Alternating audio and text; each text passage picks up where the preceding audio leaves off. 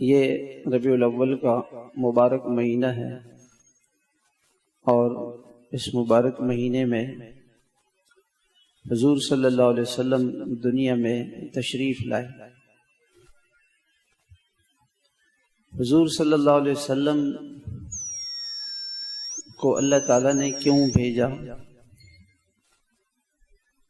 ہماری رہبری رہنمائی کے لیے بھیجا۔ آج مسلمان دنیا میں بہت پریشان ہیں اور اس پریشانی کی وجہ یہ ہے کہ آواز تھوڑی سی اس کی طرح کہ حضور صلی اللہ علیہ وسلم دنیا میں تشریف لائے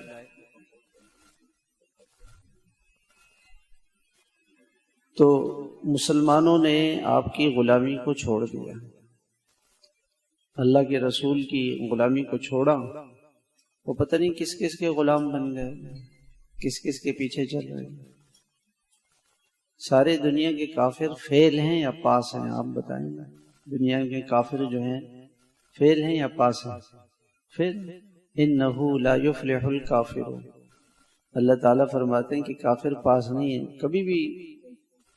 کبھی کافر پاس نہیں ہو سکتے، فیل ہیں سارے کافر۔ تو جو آدمی فیل ہو اور اس کی نقل اتارے، کوئی فیل کی نقل اتارے گا تو وہ فیل ہوگا یا پاس ہوگا؟ فیل ہوگا۔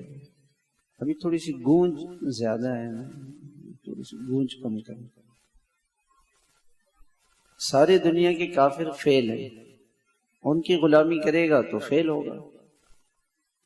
اور سب سے پہلے نمبر پر آنے والے حضرت محمد صلی اللہ علیہ وسلم، ان کی غلامی اختیار کرے گا تو آپ صلی اللہ علیہ وسلم کو جو اللہ نے مقام و مرتبہ دیا تھا، جو آپ کی زندگی میں برکتیں تھیں، وہ ساری برکتیں مل جائیں گی۔ آپ کی ذات کیسی برکت والی تھی۔ حضرت ابو ہریرہ رضی اللہ تعالیٰ عنہ فرماتے ہیں کہ میں طالب علم تھا اور میرا کوئی رشتہ دار گھر والے کوئی نہیں تھے،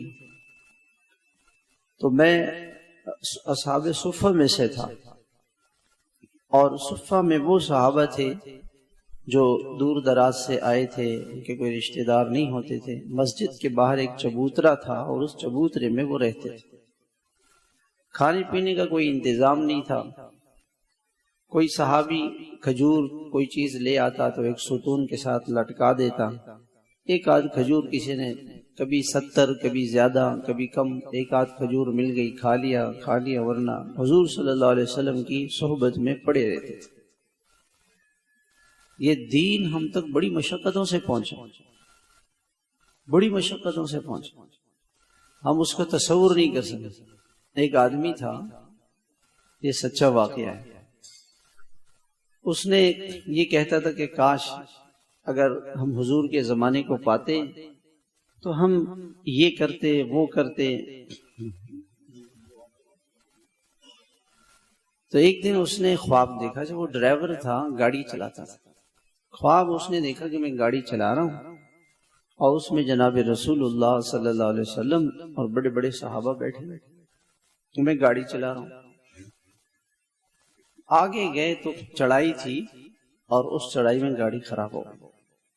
ہمیں بڑا پریشان کہ جی کیا کروں، تو گاڑی رک گئی۔ اچھا، چڑھائی میں جب گاڑی رکتی ہے تو فوراً پیچھے ٹائر کے ساتھ کوئی بلاک کوئی رکاوٹ لگانی پڑتی ہے تاکہ گاڑی ریورس نہ ہو، گرے نہیں پیچھے۔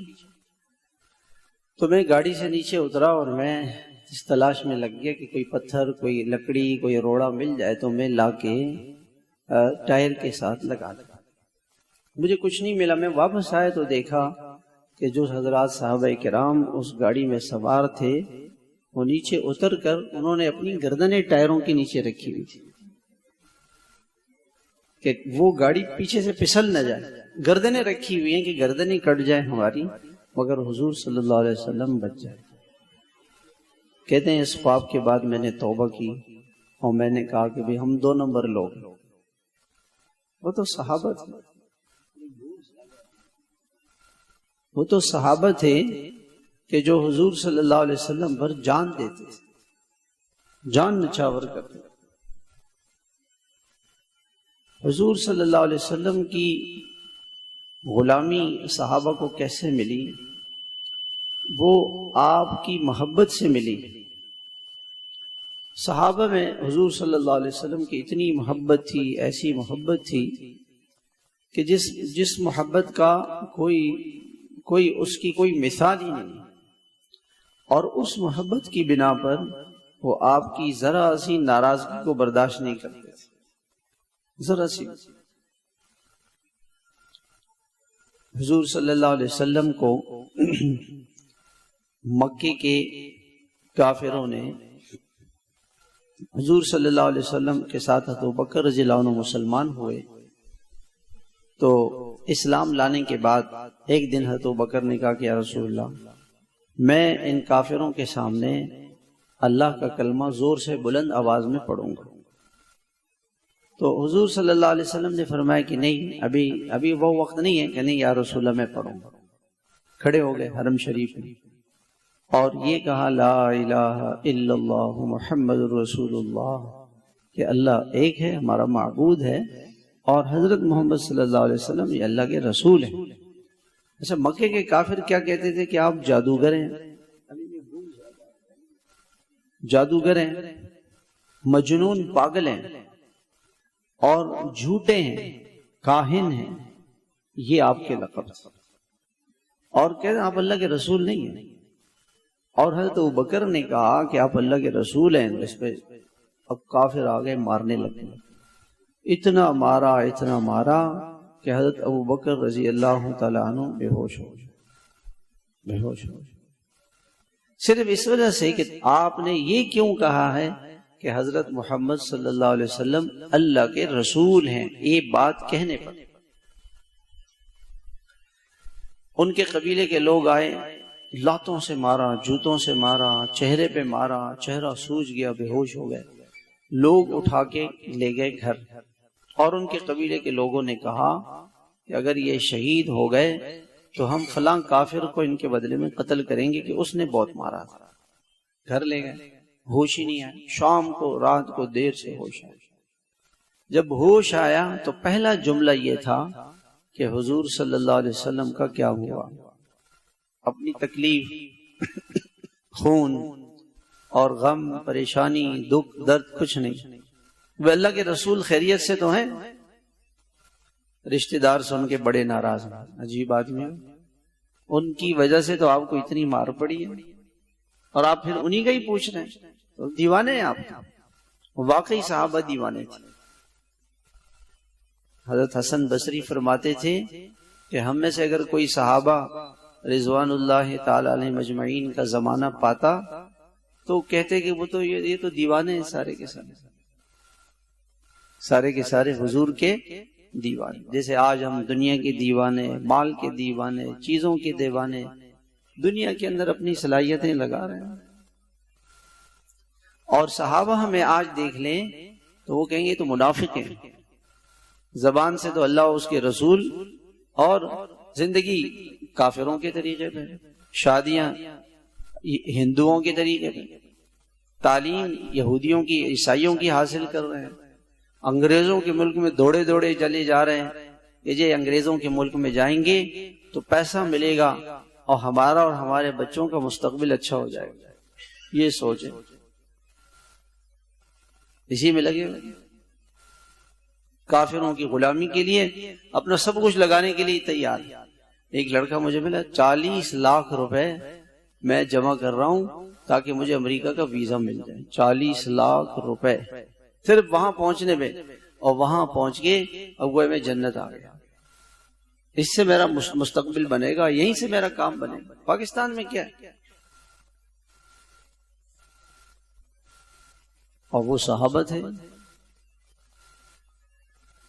تو رشتہ داروں نے کہا کہ بھئی ماں سے کہ اس کو کچھ کھلا پلا دینا، اور ہم جا رہے ہیں۔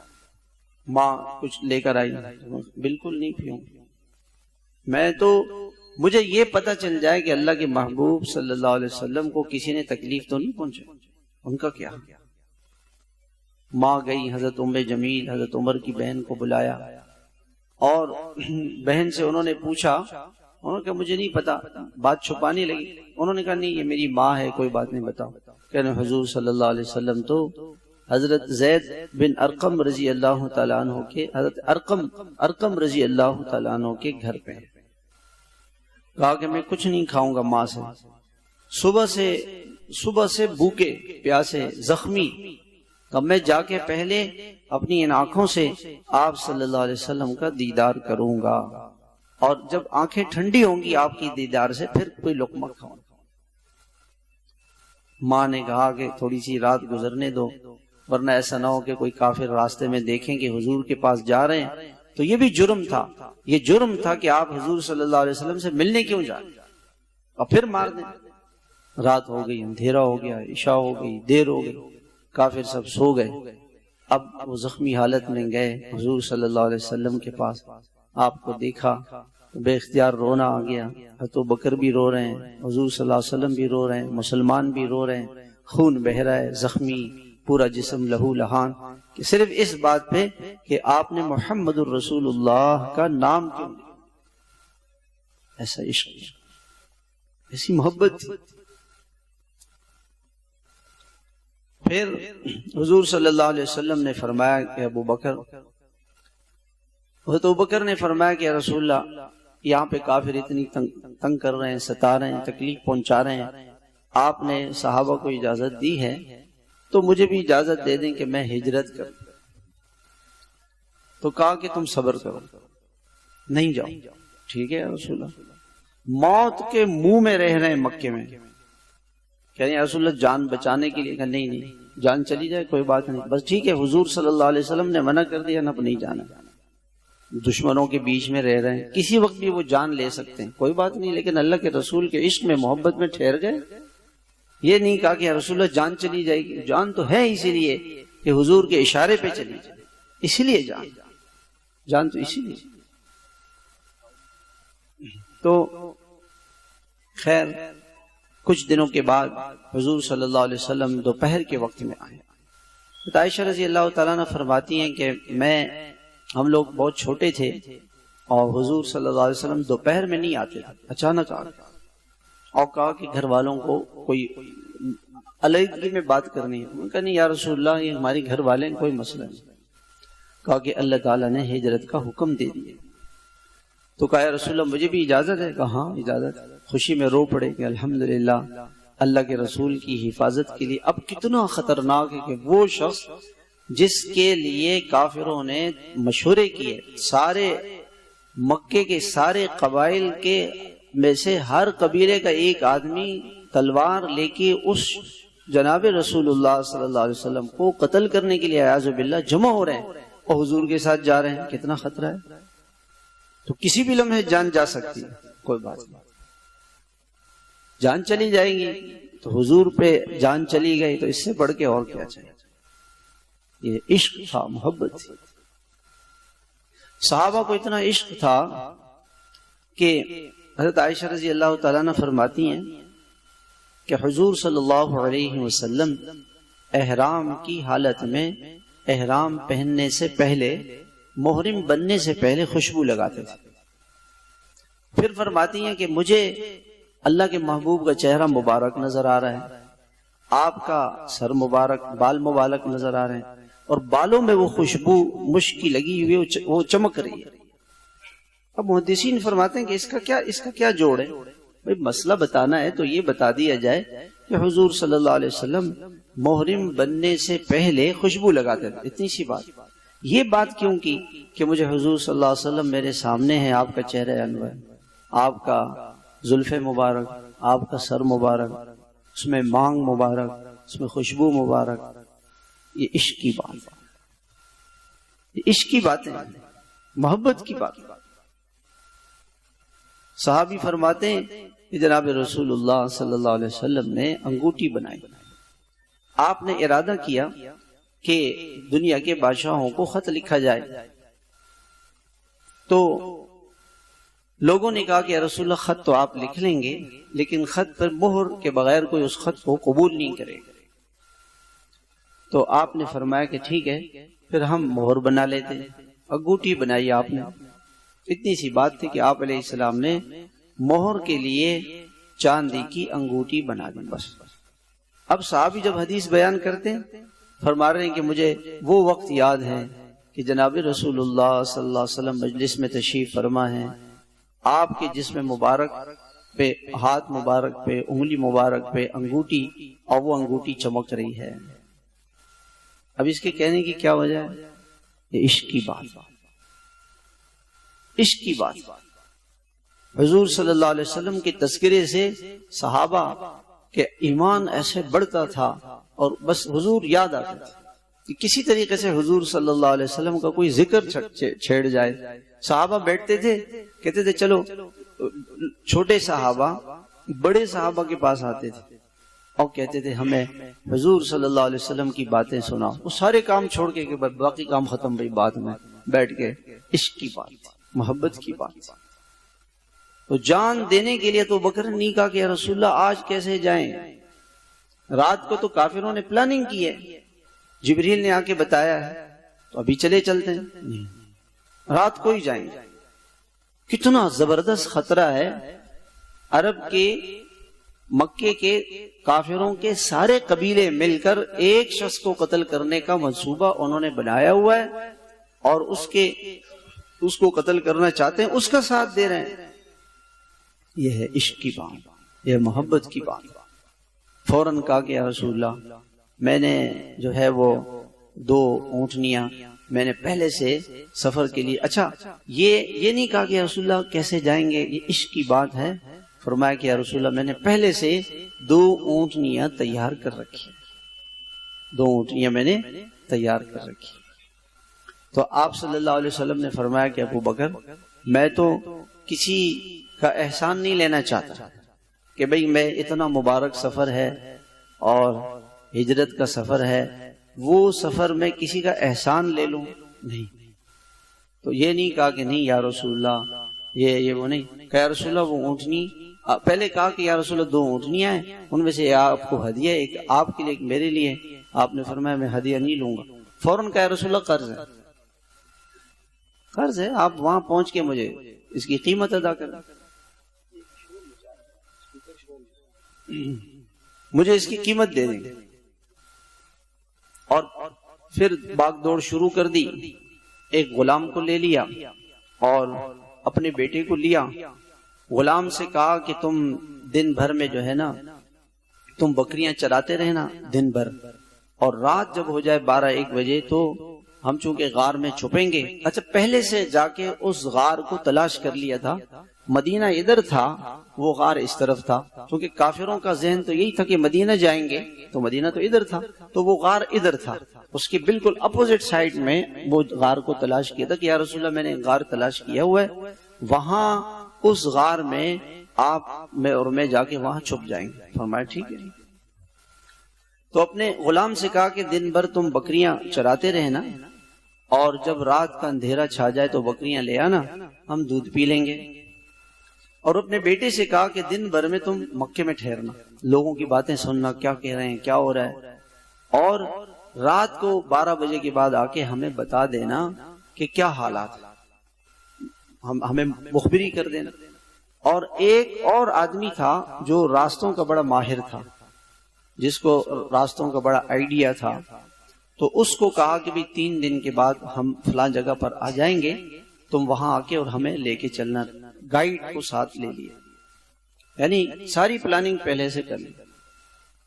اچھا پھر حضور صلی اللہ علیہ وسلم تشریف لائے، رات کو جب جانے لگے تو آپ نے حضرت علی رضی اللہ عنہ سے فرمایا کہ علی میں تو جا رہا ہوں، لیکن میرے پاس کافروں کی امانتیں ہیں، آپ اس سے اندازہ لگائیں کہ کسی کا مال، اس کی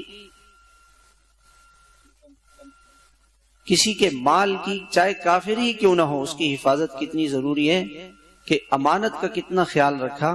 فرمانے لگے کہ میں جاؤں گا تو کافر یہ کہیں گے کہ حضور ہمارے پیسے لے کے بھاگ گئے۔ آج تو ہم اس کا نا کوئی خیال نہیں رکھتے، بھی کسی سے قرض لیا، کسی سے پیسے لیے، کیا ہوا، دیا کہ نہیں دیا، جی کون دینے والا ہے، دیکھیں گے آخرت میں، اللہ معاف۔ آپ صلی اللہ علیہ وسلم مال کا حق کسی مسلمان کا اتنا زیادہ تھا کہ آپ صلی اللہ علیہ وسلم فرما رہے تھے کہ شہید کے یغفر للشہید کل ذنب الا الدین، شہید کے سارے گناہ معاف، قرض نہیں معاف ہو۔ اور آپ فرماتے تھے کہ کسی صحابی کا جنازہ آتا تو آپ پہلی بات یہ پوچھتے تھے کہ بتاؤ اس پر کسی کا قرض ہے؟ لوگ کہتے ہیں ہاں جی یہ تو مقروض ہے، میں نہیں پڑھاؤں گا جنازہ، تم لوگ پڑھو۔ دوسرے آدمی کا پیسہ لے کر کیوں مرائے؟ اتنی سخت تاکید۔ اور ہمارے یہاں یہ کوئی گناہ نہیں ہے کہ کسی کا پیسہ لے لیا، کسی کے مکان پہ قبضہ کیا ہوا ہے، آپ کرائے پہ مکان دے دیں، اس پہ وہ قبضہ کر لے گا کرایہ دار۔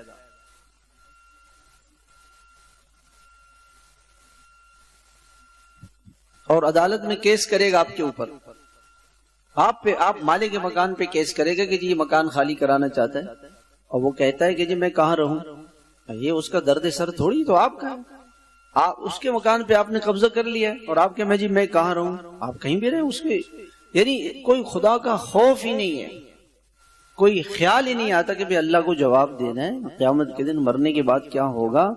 اللہ کے نبی صلی اللہ علیہ وسلم صحابی رسول کا جنازہ پڑھانے کے لیے تیار نہیں ہے کہ اس کے پر قرض، اور منصوبہ بندی کی، اور آپ نے حضرت علی کو بلایا کہ علی فلاں فلاں فلاں، اچھا کافر ایسے تھے کہ یہ تو کہتے تھے کہ آپ نبی نہیں ہیں، جادوگر ہیں، جھوٹے ہیں، یہ ہیں، لیکن اندر سے کہتے تھے کہ آپ امانت دار ہیں۔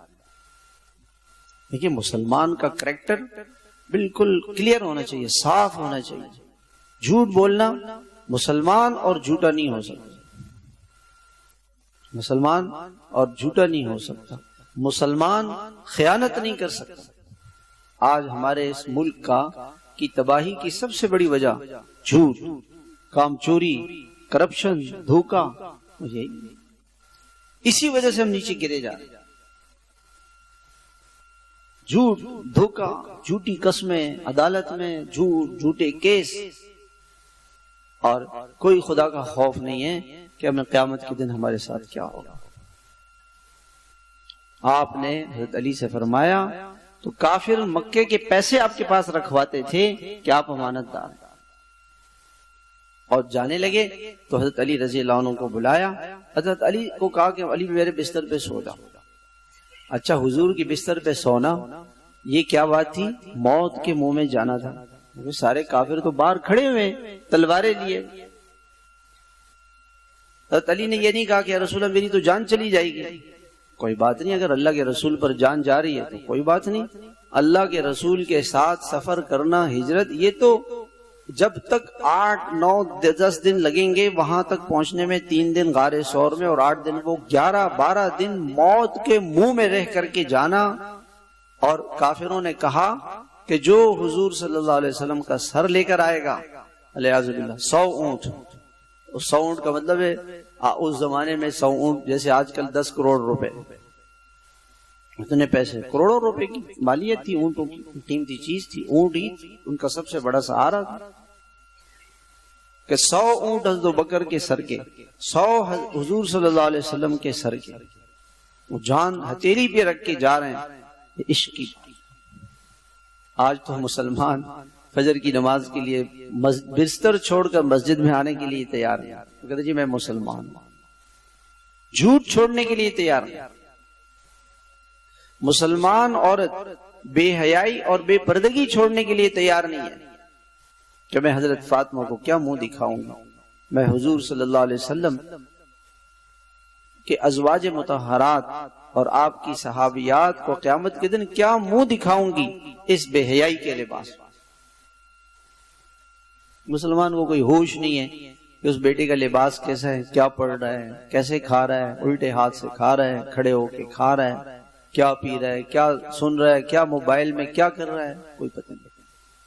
حیا بے حیا، سب حیا بے حیائی کنسپٹ ہی ختم ہو گیا کہ بے حیائی کوئی چیز ہے، گناہ، کسی نامحرم سے بات کرنا حرام ہے۔ ضرورت کی بات مستثنا ہے کہ جی آپ ڈاکٹر کے پاس چلے گئے، وہ پوچھ رہے ہیں جی کیا بیماری ہے، مجبوری میں بتا رہے ہیں، وہ اور بات ہے.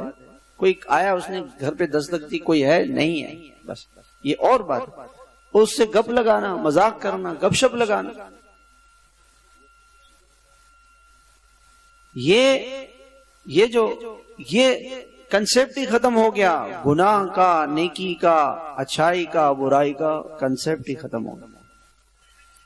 آج مجھے کسی نے بتایا تو ایک بیٹا ہے، باپ نے اس کو کہا دیکھو تیری ماں تجھ سے ناراض ہے، ماں کو راضی کر لے، اس سے معافی مانگ.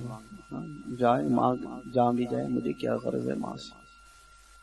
جب انسان کی بدبختی آتی ہے تو آدمی کتنا نیچے چلے جاتا ہے، کتنا نیچے چلے جاتا ہے.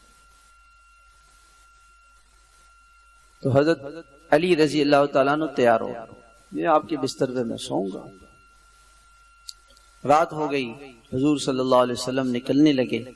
اللہ تعالیٰ نے فرمایا کہ اب آیتیں پڑھیں. وَجَعَلْنَا مِن بَيْنِ أَيْدِيهِمْ سَدًّا وَمِنْ خَلْفِهِمْ سَدًّا فَغْشَيْنَاهُمْ فَهُمْ لَا يُبْصِرُونَ. آپ یہ آیتیں پڑھیں. آپ آیتیں پڑھتے جا رہے ہیں اور کافر ایسی تلواریں لیے کھڑے ہیں، آپ ان کے بیچ سے گزر رہے ہیں. حضرت علی آپ کے بستر پر سوئے ہوئے. صبح ہو گئی. صبح ہو گئی تو اب سب لوگ باہر ایسے کر رہے ہیں کہ بھئی حضور جاگیں. تو وہ حضرت علی رضی اللہ عنہ سو رہے تھے تو دیوار کھود کے اندر چلے گئے اور چادر ہٹائی، تلواریں لیے. حضرت علی تھے کو مارنے لگے. وہ حضور کا ہے، مجھے کیا پتا، میں تو سو رہا تھا. بھئی کہاں گئے تھے، مجھے کیا پتا، ہم ان کو مارے جا رہے ہیں. جان کا خطرہ ہے حضرت علی کو، لیکن یہ نہیں کہہ رہے ہیں کہ یا رسول اللہ میں آپ کی جگہ پہ کیسے لیٹوں، اپنی جان پیش کریں، قربان تیار. اچھا، حضرت عائشہ رضی اللہ تعالیٰ عنہ فرماتی ہیں کہ حضرت ابوبکر رضی اللہ تعالیٰ عنہ گھر سے نکلے. بوڑھا باپ تھا، نابینا تھا، اور اس وقت مسلمان بھی نہیں ہوئے تھے. وہ والدہ اور گھر میں چھوٹے بچے بچیاں گھر پہ. تو حضور صلی اللہ علیہ وسلم جب حضرت ابوبکر جانے لگے تو گھر کے اندر 6000 درہم تھے. 6000 درہم. ایک درہم اس وقت تقریباً 800 روپے کا ہے. 800 روپے کا. 6000 کو 800 سے ضرب دیں کتنے بنتے ہیں؟ 6000 ضرب 800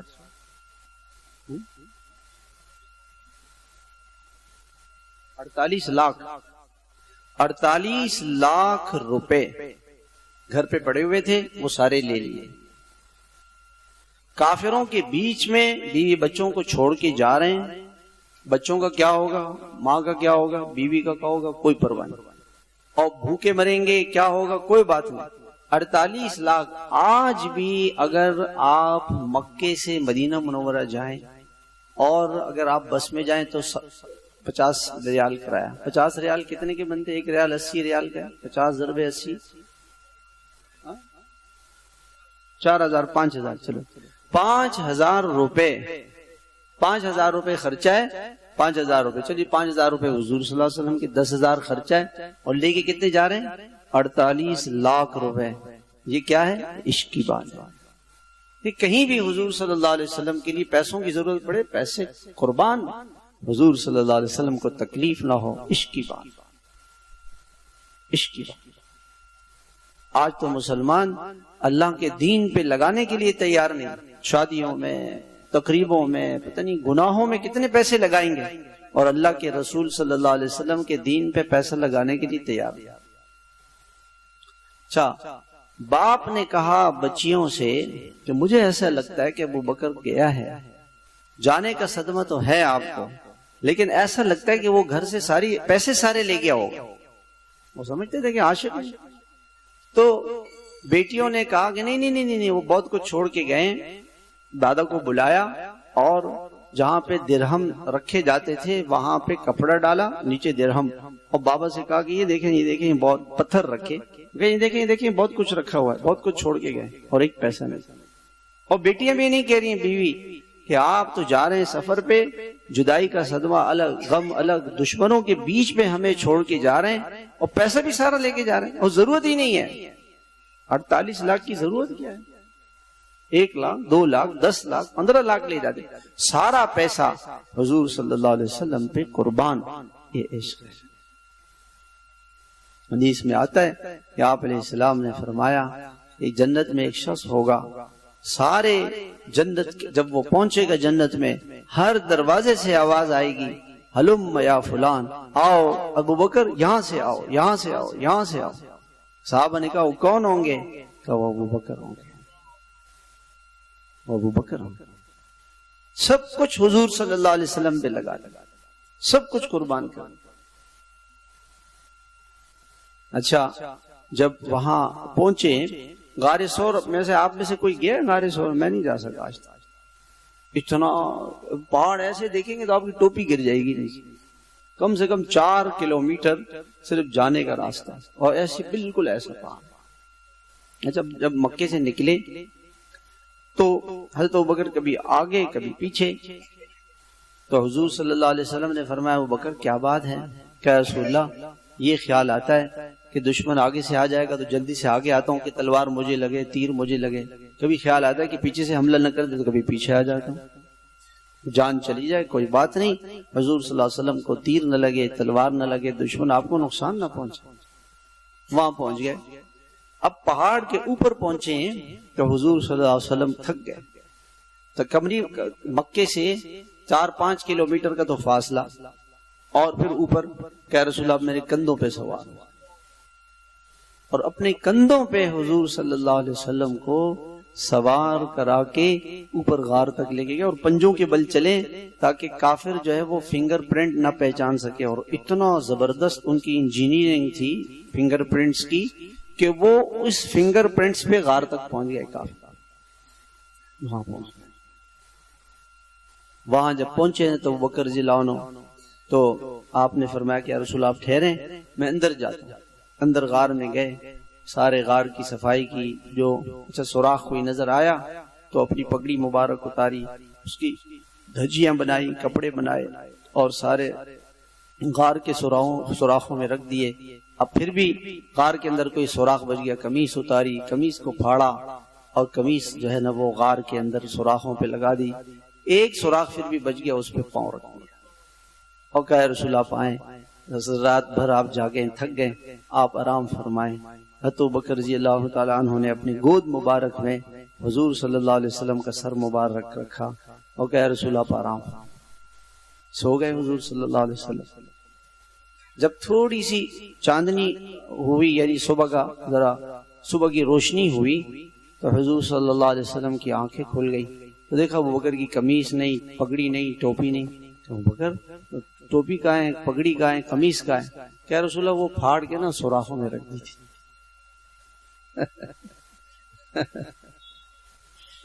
اب وہ دن میں اچانک کافر پہنچ گئے۔ اچھا کافر پہنچے تو کافر جو ہے نا اچھا وہ غار کا منہ ایسے ہے اور ادھر ادھر دیکھ رہے ہیں۔ حضرت ابوبکر نے نیچے کہا کہ رسول اللہ اگر ایسے ذرا سا دیکھیں گے نا ہم نظر آ جائیں گے۔ فرمایا اس کی فکر نہیں کرو، اللہ ہمارے ساتھ، کوئی فکر نہیں، اللہ ہمارے ساتھ۔ اب رات کو ان کا بیٹا آ رہا ہے ہر رات میں، اور پورے مکے کی خبریں لا کے بتا رہے ہیں، اور غلام سے کہا تھا کہ رات کو بکری کا دودھ لا کے حضور کو پلانا، حضور کے کھانے کی، آرام کی، سفر کی، ہر چیز کی فکر، ہر چیز کی۔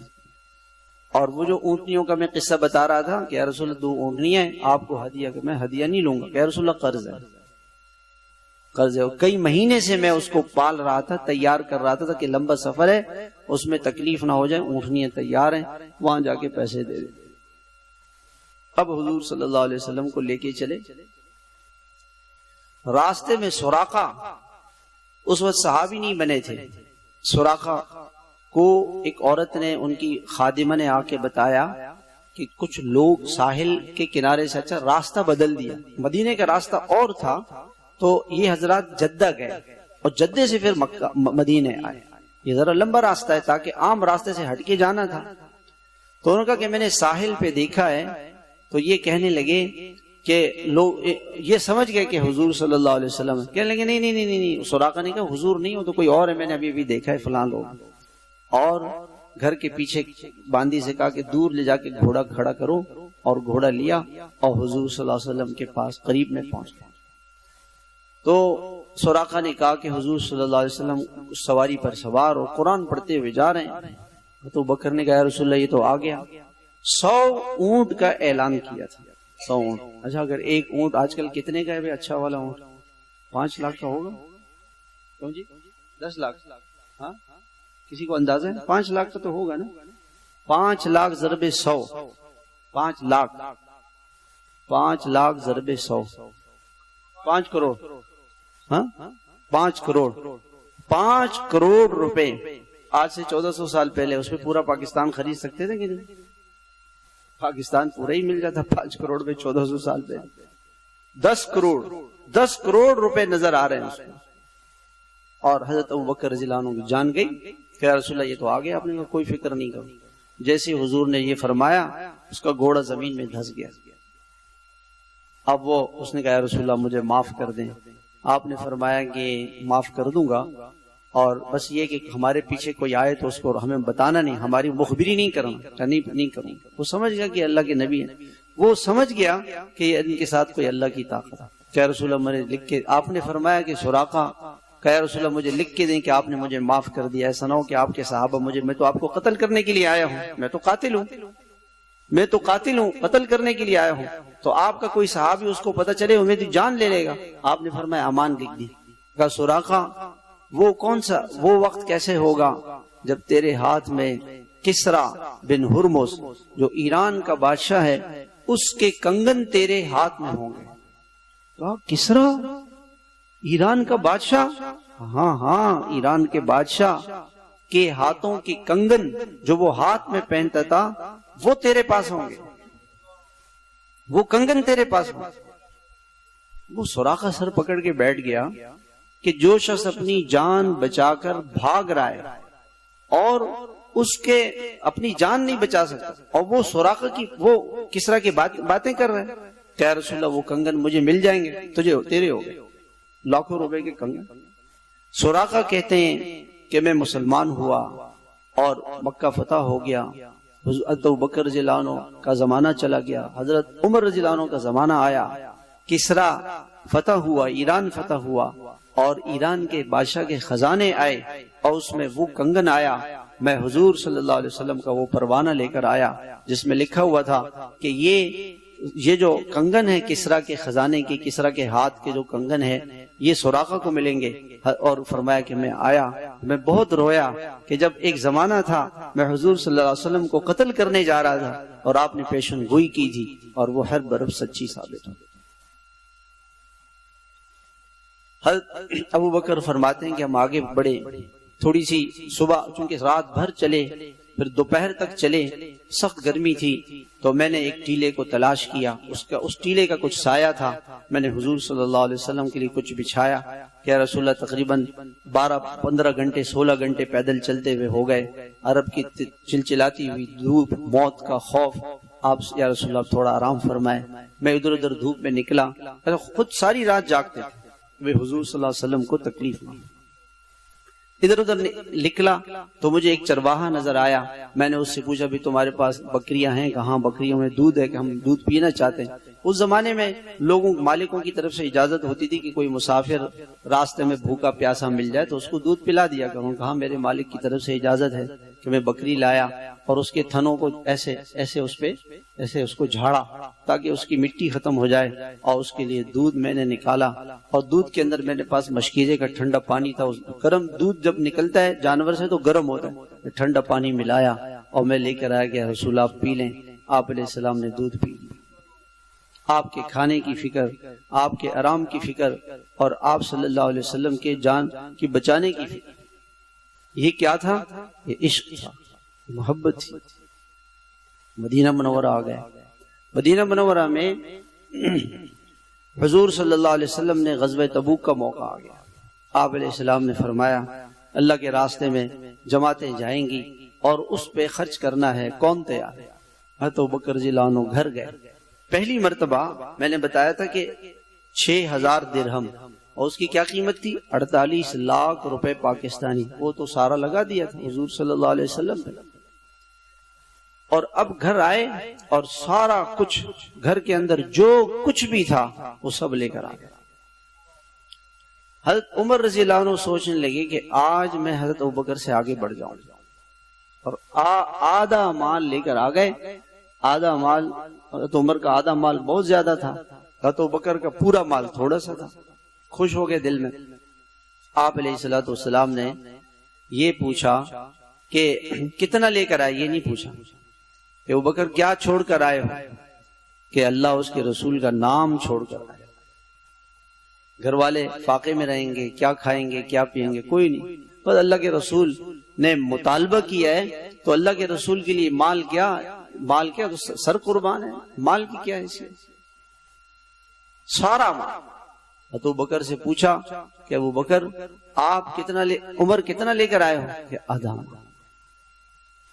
عشق کی بات، محبت کی بات.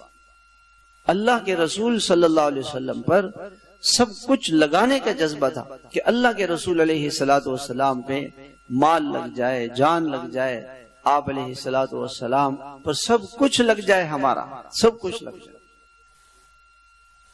یہ تو میں نے آپ کو صرف ایک صحابی کا قصہ سنا ہے، سارے صحابہ کا یہی جذبہ. غزوہ احد میں حضور صلی اللہ علیہ وسلم جب خالد بن ولید اس وقت تک صحابی نہیں بنے تھے، انہوں نے آ کے پیچھے سے حملہ کیا تو صحابہ کرام تتر بتر ہو گئے اور حضرت مصعب بن عمیر کو کافروں نے شہید کر دیا. تو شیطان نے آواز لگائی، اچھا مصعب بن عمیر کہ حضور صلی اللہ علیہ وسلم سے مشابہت تھی. شیطان نے آواز لگائی کہ حضور صلی اللہ علیہ وسلم شہید ہو گئے. بس یہ سنتا کہ صحابہ کے اوسان خطا ہو، اور کافروں نے مل کے مسلمانوں کو شہید کرنا شروع کر دیا.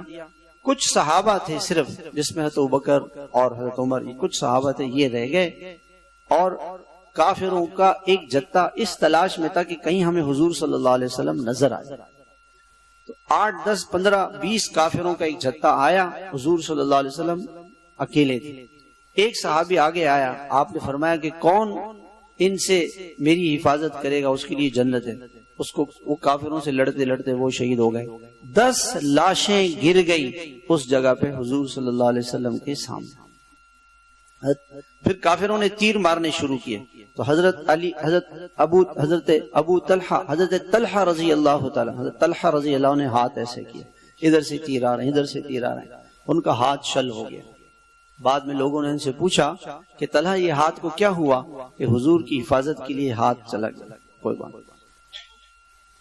اور فرمایا کہ میں کافروں کی طرف منہ کر کے کھڑا ہو گیا اور کہا کہ یا رسول اللہ پیچھے رہیں. آپ پیچھے رہیں، اور تیر آ رہے ہیں، تیر آ رہے ہیں، تیر آ رہے ہیں، تیر آ رہے ہیں، اور اپنے جسم پہ تیروں سے چھلنی ہو گئے. جان چلی جائے گی کوئی بات نہیں، مگر ہم نے حضور صلی اللہ علیہ وسلم کی حفاظت کرنی. میرے محترم بھائیوں، اس دین کے لیے صحابہ کرام نے اتنی بڑی بڑی قربانیاں دیں. اور پھر یہ تو ہم نے 1-2 صحابہ کا آپ کو قصہ سنا ہے، ہر صحابی ایسے، اور پھر یہ دین ہم تک پہنچا ہے. آج ہم نے اس دین کی کتنی حفاظت کی، ہم کتنا حضور صلی اللہ علیہ وسلم کی سنتوں کو سیکھتے ہیں، کتنا اس پہ عمل کرتے ہیں. بس یہ سوچنے کی بات. کہتے ہیں حضور صلی اللہ علیہ وسلم جب پیدا ہوئے تو اس زمانے کا دستور یہ تھا کہ لوگ اپنے بچوں کو طائف بھیجتے تھے. وہ ٹھنڈا علاقہ تھا طائف، وہاں بچوں کی آب و ہوا. ہم اس قبیلے میں گئے، قبیلہ بنو سعد، جہاں حضور صلی اللہ علیہ وسلم، حضرت حلیمہ رضی اللہ عنہ کا گھر تھا. بڑی ٹھنڈی جگہ ہے، اوپر پہاڑوں پہ. تو وہاں حضور صلی اللہ علیہ وسلم، وہاں سے لوگ آئے لینے کے لیے، عورتیں آئیں. تو حضرت حلیمہ فرماتی ہیں کہ ہر عورت حضور کے گھر آتی اور پوچھتی کہ بھئی ان کا والد کا تو انتقال ہو گیا، دادا وہ تو غریب آدمی ہے، پھر ہم نہیں لیں گے. کسی نے بھی حضور صلی اللہ علیہ وسلم کو، سب نے لینے سے انکار کر. حضرت حلیمہ رضی اللہ عنہ فرماتی ہیں کہ میں نے اپنے شوہر سے کہا کہ خالی جانا ایک نحوست ہے، سب کو بچے ملے ہیں، مجھے نہیں ملا ہے، وہ ایک یتیم بچہ ہے. میرے دل میں آ رہا ہے کہ چلو کوئی بات نہیں، خالی تو نہ جائیں، اس بچے کو لے لیں. شوہر نے کہا چلو لے لو. لے لیا، اور توقع تھی کہ کچھ نہیں ملے گا، کوئی بات نہیں. حضرت حلیمہ فرماتی ہیں کہ آپ علیہ السلام کو میں نے اپنے گود میں اٹھایا، اور جیسے ہی میں نے اٹھایا تو میرا سینہ دودھ سے خالی تھا، دودھ سے بھر گیا. دونوں سینے دودھ سے بھر گئے اور میرا بیٹا ساری رات روتا رہتا تھا. اور حضور صلی اللہ علیہ وسلم ہمیشہ میرے دائیں پستان سے دودھ پیتے تھے اور بایاں اپنے بھائی کے لیے چھوڑ دیتے, اس سے کبھی نہیں پی. اور فرمایا کہ کبھی بھی حضور صلی اللہ علیہ وسلم نے پیشاب وغیرہ بچپن میں کپڑوں میں نہیں کیا. ایک وقت تھا بس اس وقت میں ہی آپ فرما لے تھے اور میں آپ کو پاک کر لی تھی. ایسا نہیں کہ کپڑوں میں پیشاب کر رہے ہیں, ایسا نہیں. اور پھر فرمایا کہ اچھا جس سواری پر سوار ہو گئی, اب ان کو تو شوہر سے کہنے لگی مجھے لگتا ہے کہ یہ بچہ کوئی برکتوں والا ہے, بہت زیادہ برکتوں والا ہے. لے لیا گود میں اور سواری پہ سوار, اور وہ جو گدھا تھا وہ سب سے آخر میں چلتا تھا. اور حلیمہ پر سب لوگ ناراض ہوتے تھے کہ حلیمہ یہ کیا کیا آپ نے, آپ سارا قافلہ آپ کی وجہ سے رک رہا ہے. اور اب جو دیکھا حلیمہ سب سے آگے, لوگوں نے کہا حلیمہ یہ وہ سواری کہاں ہے تمہاری؟ وہی ہے. وہ تو ہو نہیں سکتی. یعنی سوار بدل گیا, سوار. گھر آئے, حضور صلی اللہ علیہ وسلم گھر میں داخل ہوئے. حلیمہ رضی اللہ عنہ کی بچیاں کہتی ہیں گھر والے کہ سارے بکریوں کے تھن دودھ سے بھرے, اور شام کو بکریاں آتی, سارے بکریوں کے تھن دودھ سے بھرے ہوئے. لوگ بچوں سے کہتے کہ تم کہاں چراتے ہو اپنی بکریاں؟ حضرت حلیمہ کی بکریوں کو دیکھو, ان کے تھن دودھ سے بھرے ہوئے اور ہماری بکریوں کے تھن دودھ سے خالی. یہ برکتیں تھیں, برکتوں والے تھے. علماء فرماتے ہیں حضور صلی اللہ علیہ وسلم کو حضرت حلیمہ رضی اللہ تعالیٰ نے گود میں لیا, سینے سے لگایا. اللہ نے ان کے گھر کو, ہر چیز کو برکت سے بھر دیا. پھر جب وہ آتی تھی حضور صلی اللہ علیہ وسلم اٹھ جاتے تھے اور فرمایا کہ میری ماں, میری والدہ. آج بھی وہ برکتیں حضور صلی اللہ علیہ وسلم کی موجود ہیں آپ کے مبارک دین میں, آپ کی سنتوں میں. مسلمانوں کو اس کا خیال ہی نہیں ہے. حضرت ابو ہریرہ رضی اللہ عنہ, میں وہ قصہ سنا رہا تھا کہ صحابہ نے کتنی تکلیفیں برداشت کی. کہ حضرت ابو ہریرہ رضی اللہ تعالیٰ عنہ فرماتے ہیں میں اکثر بھوکا رہتا تھا, بھوک کی وجہ سے میں مسجد نبوی کے ممبر کے پاس گر جاتا تھا, بے ہوش ہو جاتا تھا. جب آدمی روزے کی حالت میں, شام کو آپ نے دیکھا ہوگا جو جس کو بلڈ پریشر یا شوگر ہو تو اس کو چکر آنے لگتے ہیں بھوک کی وجہ سے. میں گر گیا. لوگ کہتے تھے کہ ان کو مرگی کا دورہ پڑا ہے. مرگی نہیں تھی, میں زبان سے کہہ نہیں سکتا تھا کہ بھوکا ہوں, بھوکا, مجھے کچھ کھلا. بھوک کی وجہ سے گر جاتا. تو فرماتے ہیں کہ میں حضور صلی اللہ علیہ وسلم کی خدمت میں تھا, آپ نے مجھے چمڑے کا تھیلا دیا, اور وہ تھیلا دیا اور کہا ابو ہریرہ جاؤ کھجوریں کھاؤ, کھلاتے رہو. فرماتے ہیں کہ میں اس میں سے کھاتا رہا, کھلاتا رہا. حضور صلی اللہ علیہ وسلم کی پوری زندگی 3 سال, حضور صلی اللہ علیہ وسلم کے آخری 3 سالوں میں, یہ 7ویں ہجری کے آخر میں آئے ہیں, 8, 9 اور 10 کے محرم صفر ربیع الاول میں حضور صلی اللہ علیہ وسلم کا انتقال ہوا, وصال ہوا. تو 3 سال رہے, تقریباً 3 سال سے بھی کچھ کم عرصہ. 3 سال وہ ہو گئے, کھاتا رہا. حضرت ابو بکر رضی اللہ عنہ کا انتقال ہو گیا 2 سال کے بعد, 5 سال ہو گئے, کھاتا رہا. 10 سال کے بعد حضرت عمر رضی اللہ عنہ کا انتقال ہوا. کتنے سال ہو گئے؟ 15 سال. 3, 2, 5 اور 10, 15 سال. 12 سال حضرت عثمان رضی اللہ عنہ کے خلافت میں گزر گئے. 27 برس تک اس تھیلے سے کھجوریں کھاتا رہا کہ آپ علیہ السلام نے فرمایا تھا کہ ابو ہریرہ کھجوریں لے لو, کھاؤ اور کھلاؤ. کہتے ہیں جب حضرت عثمان رضی اللہ عنہ شہید ہو گئے, مجھے 2 غم تھے, حضرت عثمان کی شہادت کا اور اس شہادت کی, یعنی اس شہادت کے گناہ کی وجہ سے. حضرت عثمان رضی اللہ عنہ بے گناہ شہید ہوئے. گناہ جب ہو جاتا ہے تو برکتیں ختم ہو جاتی ہیں. میرا وہ تھیلا گم ہو گیا. 27 سال تک جس تھیلے کو حضور کا ہاتھ لگا, 27 برس تک اس سے کھجوریں کھاتے. ایک اور صحابیہ آئیں حضور صلی اللہ علیہ وسلم کے پاس, گھی کا کپا لے کر. اس زمانے میں گھی جو نا چمڑے کے برتن میں رکھا جاتا, چمڑا, وہ لے کر آ گئے حضور صلی اللہ علیہ وسلم کے لیے. آپ نے وہ گھی لیا, اپنے گھر میں برتن خالی کیا اور تھوڑا سا برتن میں چھوڑ کے واپس کر دیا. وہ گھر آ گئی. گھر آئی تو دیکھا کہ وہ برتن بھرا ہوا ہے. تو وہ روتی بھی آئیں کہ رسول اللہ میں تو اتنی محبت سے آپ کے لیے گھی لے کر آئی تھی, آپ نے واپس کر دیا. کہ نہیں, میں تو لیا ہے. کہ رسول اللہ یہ تو بھرا ہوا ہے, یہ برکت ہے, استعمال کرو. وہ کہتی ہیں حضور صلی اللہ علیہ وسلم کے زمانے میں، حضرت ابوبکر رضی اللہ عنہ کے زمانے میں، حضرت عمر رضی اللہ عنہ کے زمانے میں، حضرت عثمان رضی اللہ عنہ کے زمانے میں، حضرت علی رضی اللہ عنہ کے زمانے میں، حضرت معاویہ رضی اللہ عنہ کے زمانے میں، حضرت معاویہ کا وصال حضور صلی اللہ علیہ وسلم کے 50 سال کے بعد ہوا ہے۔ 50 سال تو یہ ہوں گے، اور کچھ جو حضور صلی اللہ علیہ وسلم کے ساتھ جو وقت گزرا 50 سے اوپر 55 60 کتنے سال گزرے، 55 سال تک اس گھی کے کپے سے ہم گھی کھاتے رہے، وہ ختم نہیں ہوتا۔ حضور صلی اللہ علیہ وسلم نے دعا دی تھی۔ میرے محترم بھائیوں، اللہ نے ہمیں ایسے برکتوں والے رسول دیے ہیں، ہم نے آپ کی سنتوں کو چھوڑ دیا۔ مسلمان عورت آج حیا، پردے والی زندگی، پاک دامنی والی زندگی، حضور صلی اللہ علیہ وسلم کی سنتوں والی زندگی اپنی بچوں کو نہیں سکھاتی۔ بچی کے سر پہ دوپٹہ ہے کہ نہیں ہے، کپڑے کیسے پہنے ہوئے ہیں بچیوں نے، کیا تعلیم۔ ہمارے بچوں کو سنتوں کا ہی پتہ نہیں، سنتوں کا ہی پتہ نہیں۔